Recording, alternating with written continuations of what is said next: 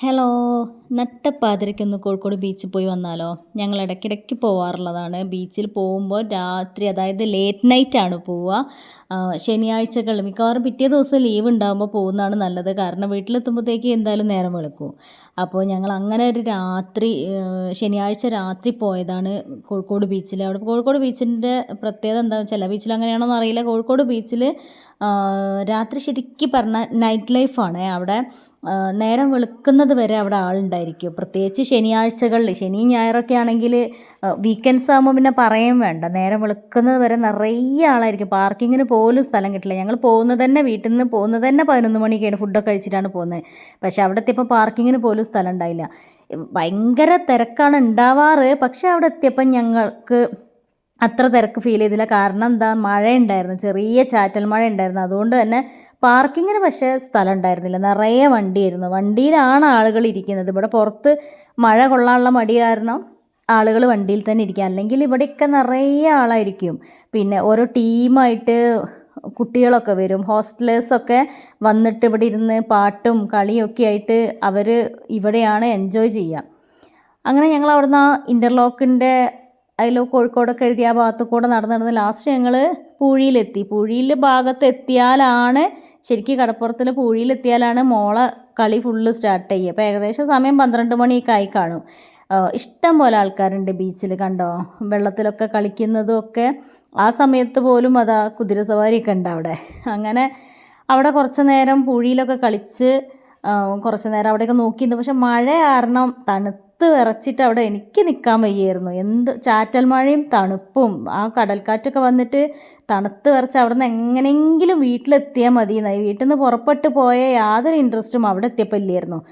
പിന്നെ ഇതാണ് ഇവരെ മെയിൻ പരിപാടി, ഉപ്പിലിട്ടത് വാങ്ങി കഴിക്കുക. എനിക്ക് തീരെ ക്രേസ് ഇല്ലാത്തൊരു സാധനമാണ്. ഞാൻ മാക്സിമം ചടപ്പിക്കും, കാരണം എനിക്കിഷ്ടമല്ലാത്തതുകൊണ്ട് തന്നെ ഞാൻ മാക്സിമം ചടപ്പിക്കും. എന്നാലും അച്ഛനും മോനും ഉപ്പിലിട്ടത് അവിടെ ബീച്ചിലെത്തി കഴിഞ്ഞാൽ എവിടെ ഉപ്പിലിട്ടത് കണ്ടാൽ ഇവർ വാങ്ങി കഴിക്കുക. അത് ഹെൽത്തി ഫുഡല്ല എന്നൊക്കെ അറിയാം, എന്നാലും ഇവരങ്ങനെ തന്നെയാണ്.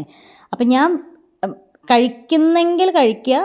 ഈ പൈനാപ്പിൾ മാത്രമാണ് ഉപ്പിലിട്ട് സാധനത്തിൽ കഴിക്കുകയുള്ളൂ. എനിക്ക് തീരെ വേണ്ട. പക്ഷെ അവരിങ്ങനെ വാങ്ങി കഴിക്കുന്നുണ്ട്, എന്നെ നിർബന്ധിക്കും ചെയ്തപ്പോൾ തമ്മിൽ ഭേദം, അല്ലെങ്കിൽ തമ്മിൽ കുറച്ചും കൂടെ ഇഷ്ടം എന്നുള്ള രീതിയിൽ ഞാനും ഒരു പൈനാപ്പിൾ വാങ്ങി കഴിച്ചു. അവിടെ നിന്ന് അങ്ങനെ ഞങ്ങൾ ബീച്ചിൽ നിന്ന് ഇറങ്ങി ഒരു 12:15 12:30 ആയി കാണും. അപ്പോൾ പിന്നെ അടുത്ത ഞങ്ങളെ ലക്ഷ്യം ബർഗർ ലോഞ്ചിൽ ഓഫർ ഉണ്ടെന്ന് പറഞ്ഞേ. പക്ഷേ ഇൻസ്റ്റാഗ്രാമിൽ കണ്ടതാണ് ഓഫർ ഉണ്ടെന്നുള്ള കാര്യം. ബർഗർ ലോഞ്ചിൽ ഓഫർ ഉണ്ട്, 1 മണി വരെ ഉണ്ട് എന്നാണ് പറഞ്ഞത്. പുലർച്ചെ 1 മണി വരെ ബർഗർ ലോഞ്ച് ഉണ്ട് എന്നാണ് അതിനകത്ത് പരസ്യം കണ്ടത്. ഞങ്ങൾ വെറുതെ ഇവിടെ നിന്ന് നേരം വയ്ക്കുക, 1 മണി വരെ ഉണ്ടല്ലോ, കുറച്ച് നേരത്തെ പോകണ്ടെന്നും പറഞ്ഞ് ഞങ്ങളൊരു 12 മണി കഴിഞ്ഞ സമയത്താണ് ഞങ്ങൾ ബീച്ചിൽ നിന്ന് ഇറങ്ങിയത്. ഇറങ്ങി ബർഗർ ലോഞ്ചിൻ്റെ അടുത്ത് എത്തിയപ്പോൾ സംഭവം ക്ലോസ് ആണ്. അവിടെ 11 മണി ആകുമ്പോഴേക്ക്, 10-11 മണി ആകുമ്പോഴേക്ക് ബർഗർ ലോഞ്ച് ക്ലോസ് ചെയ്തിട്ടുണ്ടെന്ന് മനസ്സിലായി. അപ്പം ആ ആഗ്രഹം മുഴുവായി. അപ്പോൾ അവിടെ ഭയങ്കര ഓഫറാണ്, അവിടെ പോയിട്ട് ബർഗർ കഴിക്കാമെന്നൊക്കെ കരുതിയിട്ടാണ് അവിടെ പോയത്. അപ്പം ഞങ്ങൾ അത് ക്ലോസ് ചെയ്തപ്പോൾ പിന്നെ അവിടെ നിന്ന് നേരെ പ്ലാൻ മാറ്റി, അവിടെ നിന്ന് വീണ്ടും മുന്നോട്ട് തന്നെ പോയി. അങ്ങനെ അവിടെ നിന്ന് അടുത്ത പ്ലാൻ നടക്കുമോ നോക്കാമെന്ന് വിചാരിച്ചിട്ട് ഞങ്ങൾ സൂപ്പ് കഴിക്കാൻ പോയി. അവിടെ ബീച്ചിൽ നല്ല സൂപ്പ് കിട്ടുന്നൊരു സ്ഥലം ഉണ്ടെന്ന് പറഞ്ഞപ്പം അവിടെ പോയപ്പം അവിടെയും സ്ഥിതി തന്നെ, നേരം വൈകിയതുകൊണ്ട് ഏകദേശം 12:30 ആയിട്ടുണ്ട്. അപ്പോൾ സൂപ്പൊക്കെ തീർന്നിട്ടുണ്ട്, ആകെ ചിക്കൻ സൂപ്പ് മാത്രമേ ബാക്കിയുള്ളൂ എന്ന് പറഞ്ഞു. അങ്ങനെ ഞങ്ങൾ 2 സ്കൂപ്പ്, ആദ്യം 1 വാങ്ങി, ബെറ്റർ ആണെങ്കിൽ വാങ്ങാമല്ലോ എന്ന് കരുതി ചിക്കൻ സൂപ്പ് ട്രൈ ചെയ്ത് നോക്കിയപ്പോൾ കുഴപ്പമൊന്നുമില്ല, എല്ലാവർക്കും ഇഷ്ടമായി. അപ്പോൾ 1 കൂടെ വാങ്ങി. ഒരു ബൗളിനാകെ 30 രൂപയേ ഉള്ളൂ, കുഴപ്പമില്ല. പക്ഷേ എന്തായാലും നമ്മൾ വീട്ടിലുണ്ടാക്കുന്ന ആ ഒരു, എനിക്ക് പുറത്തത്തെ സൂപ്പ് തീരെ ഇഷ്ടമല്ല. ഞാൻ സൂപ്പ് ഉണ്ടാക്കും, എനിക്ക് സൂപ്പ് ഉണ്ടാക്കാൻ നല്ല ഇഷ്ടമാണ്. അപ്പോൾ ഞാൻ ഉണ്ടാക്കുന്ന സൂപ്പാണ് എനിക്കിഷ്ടം. ഇതിൽ പുറത്തുനിന്ന് വാങ്ങുമ്പോൾ കുറേ കോൺഫ്ലവറൊക്കെ കുത്തി കലക്കി, അതെന്തോ എനിക്കത്ര വലിയ ഇഷ്ടമല്ല. എന്നാലും എല്ലാവരും കുടിച്ചു. അത് കഴിഞ്ഞ് ഞങ്ങൾ ബീച്ച് സൈഡിലൂടെ തന്നെ, അതിലൂടെ തന്നെയാണ് ഞങ്ങൾ തിരിച്ച് വന്നത്. അതിലൂടെ തിരിച്ച് വരുമ്പോൾ അവിടെ കുറേ ആ ഒരു എക്സസൈസിൻ്റെ ഒക്കെ ഒരു ബീച്ച് ഉണ്ടല്ലോ, ആ ഭാഗത്ത് ഒരുപാട് കടകൾ രാത്രി ഓപ്പണാണ്. ഈ 12:30 1 മണിക്കൊക്കെ ഉള്ള കടകളൊക്കെ അവിടെ തുറന്നു വെച്ചിട്ടുണ്ടായിരിക്കും.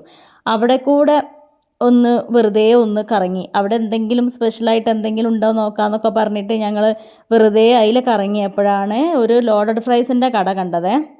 അപ്പോൾ അവിടെ നിന്ന് ഞങ്ങൾ ലോഡഡ് ഫ്രൈസ് ഓർഡർ ചെയ്തു. സാധാരണ ഇവിടെ ലോഡഡ് ഫ്രൈസിന് രാമനാട്ടുകര ഭാഗത്തൊക്കെ ഒരു ബോക്സിന് 100 രൂപയാണ്.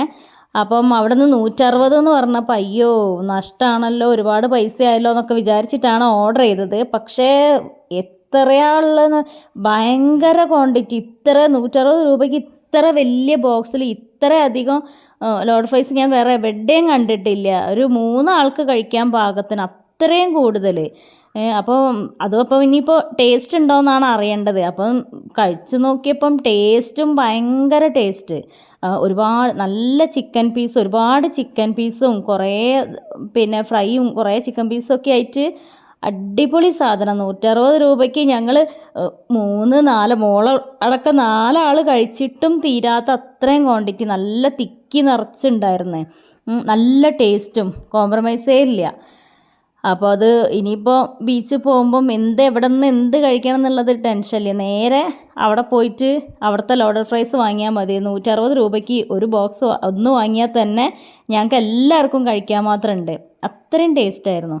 അപ്പം അന്ന് അത് ഞങ്ങൾക്ക് ഭയങ്കര ഇഷ്ടമായി. ഞങ്ങൾ കഴിച്ചിട്ട് സത്യം പറയുകയാണെങ്കിൽ ഞാൻ ഫുഡ് കഴിച്ചിട്ടില്ല പോയത്. ഇവിടുന്ന് അച്ഛനും മക്കളും ഫുഡ് കഴിച്ചിട്ടാണല്ലോ പോയത്. അതുകൊണ്ട് ആർക്കും വലിയൊരു പിന്നെ എന്താ പറയുക തീറ്റില്ലായിരുന്നു. അങ്ങനെ സാധനം ബാക്കിയായി. ലാസ്റ്റ് വീട്ടിലേക്കും കൂടെ കൊണ്ടുവരികയും ചെയ്തത്. അത്രയും ഉണ്ടായിരുന്നു അതിൽ. അപ്പോൾ ആരെങ്കിലുമൊക്കെ ഇനിയിപ്പോൾ ബീച്ച് സൈഡിൽ പോയിട്ട് പിന്നെ എന്ത് കഴിക്കണം എന്ന് ആഗ്രഹിക്കുന്നുണ്ടെങ്കിൽ ലോഡഡ് ഫ്രൈസ് ഒക്കെ ട്രൈ ആവുന്നതാണ് കേട്ടോ. എല്ലാ കടയിലും 160 ആണോ ഇത്ര ക്വാണ്ടിറ്റി ഉണ്ടോ എന്ന് എനിക്കറിയില്ല. ഞങ്ങൾ കഴിച്ച കടയിൽ ഇത്രയും ക്വാണ്ടിറ്റി ഉണ്ടായിരുന്നു. അങ്ങനെ ഞങ്ങൾ ഏകദേശം 2 മണിയോട് കൂടിയിട്ട് വീട്ടിലേക്ക് തിരിച്ചു പോന്നു. പിന്നെ പിറ്റേ ദിവസം സൺഡേ ആയതുകൊണ്ടാണ് കേട്ടോ ഇത്രയും ലേറ്റ് നൈറ്റ് ഞങ്ങൾ അവിടെ ചിലവഴിച്ചത്. മുമ്പൊക്കെ മിക്കവാറും സാറ്റർഡേസിൽ ഇതേപോലെ പോകാറുണ്ട്. ഇപ്പോൾ കുറേ ആയിട്ട് മഴയായത് കാരണം പോവാറില്ല. അപ്പോൾ ഇങ്ങനെയായിരുന്നു ഈ ആഴ്ചയിൽ ഞങ്ങളുടെ വീക്കെൻഡ്.